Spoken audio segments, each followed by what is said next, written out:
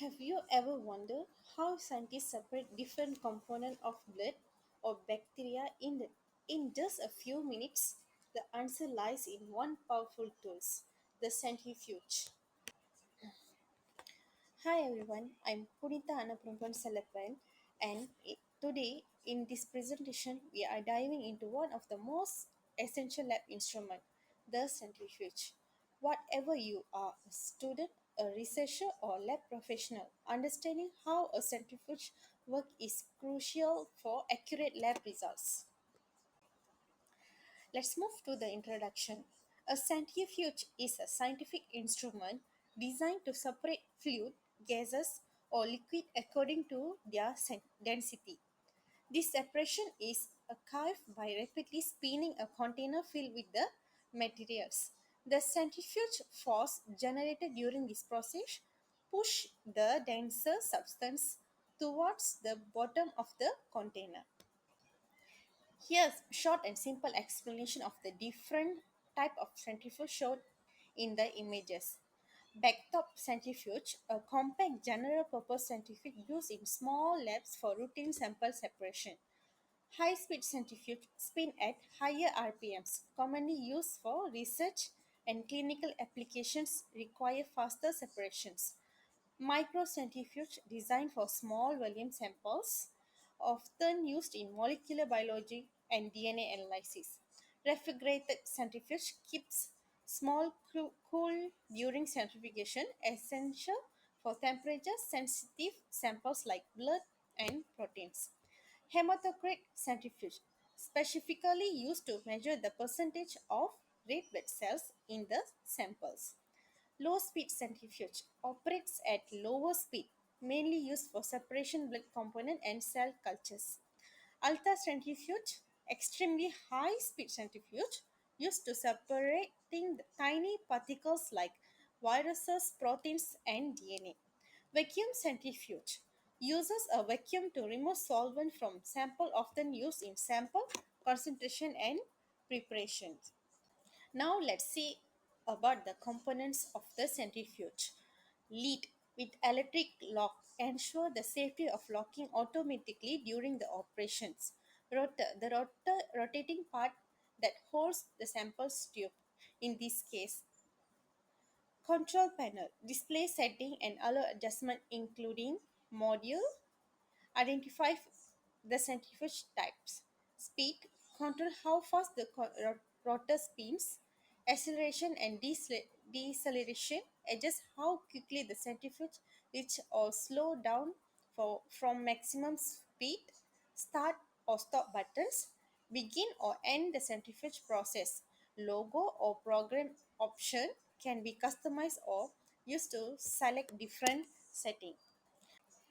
Okay, let's move to the principal centrifuge process. The centrifuge works on the principle of centrifugal force, which is the force that pushes objects outwards when the rotor around a central point. When the centrifuge spins, substance in a mixture experience this force, causing denser particles to move outwards towards the bottom or side of the container, while lighter particles remain closer to the center. Let's move to standard operating procedure.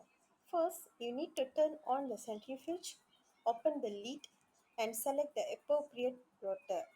Place the sample tubes in the rotor, ensuring they are balanced for swing out rotors. Position the tube evenly across the rotor. In fixed angle rotors, ensure that the tubes are positioned correctly according to the rotor slopes. Now you can choose the appropriate speed for your sample, usually in revolution per minute (rpm), and set the time for the centrifugation. Then close the lid and ensure the lid is tightly closed and locked in place. Never attempt to open the lid within the centrifuge is running. Then you can start the centrifuge, press the start button or run button. The centrifuge will gradually accelerate to the set speed, avoid rapidly acceleration or deceleration, which could lead to damage or imbalance.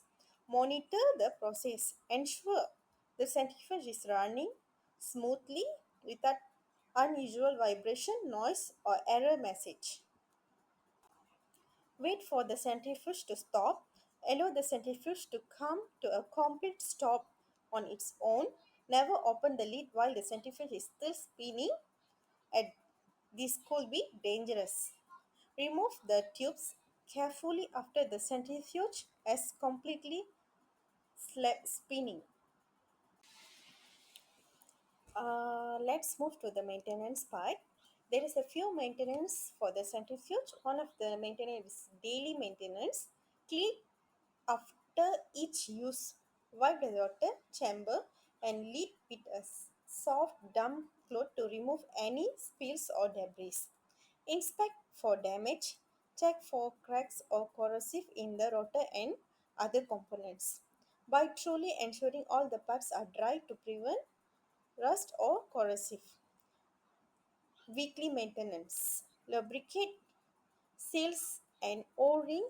Apply the appropriate lubricant to prevent wear and ensure a proper seal. Check rotor balance. Confirm the rotor is balanced and undamaged. Clean the rotor thoroughly. Use a mild detergent and avoid abrasive cleaning agents. Now we go to periodic maintenance, which is monthly or quarterly maintenance. Inspect the rotor chamber. Look for sign of wear, corrosive, or residue wheel up. Check for the centrifugal lid. Ensure the lid locks securely and that the highs are stable. Test speed and accuracy. Verify that the centrifuge operates at the correct RPM and maintains stability. Tighten bolts and screw. Ensure all the fasteners are properly secured. Other than periodic maintenance, we also got annual maintenance, professional servicing. Arrange an inspection and calibration by a certified technician. Replace worn parts, replace components such as rotor, seals, or bearing if they shows sign of wear. Perform electrical check. Test the power supply and electronic system for any faults. Let's move to applications. Centrifugation can separate mixture of two immiscible liquids by exploiting their density differences. It is also employed in analyzing macromolecules and their hydrodynamic properties. It is used to fractionate various subcellular organelles and analyze the membranes. Specialized centrifuges are used to purify mammalian microcells. In chalk production, centrifugation is used to remove water from the chalk, which is known as dewatering. Similarly, the process is employed to produce skim milk by separating the fat from the regular milk. The centrifuge effectively separate the fat, resulting in milk with reduce the fat content. Let's see what is the hazardous of the centrifuge. Mechanical failure. Centrifuge can fail due to mechanical stress, corrosion, or metal fatigue. Aerosols. Centrifuge can create aerosols that can be harmful if inhaled. This aerosol can include biohazard, chemical, or radioactive materials. Unbalanced rotors. Unbalanced rotors can cause injury or death. It also can lead to sample container breakage. Broken sample container can release harmful aerosols. Contact with rotating parts. Contact with rotating parts can be dangerous also. Fire or explosion. Centrifuge can be a fire or explosion hazards. Head hazards. Contact with contaminated components or vapor can be a health hazard also. Let's see the conclusion of the centrifugation.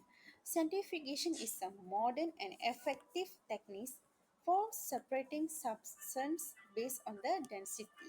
It allows for the easy separation of cellular and subcellular components, making it essential in laboratory. Widely used in clinical, research, and industrial applications, centrifuges play a crucial role in scientific advancement. Thank you for your time and attentions. I hope this presentation provides valuable insight into centrifugation. If you have any questions, I'll happy to address them. Thank you.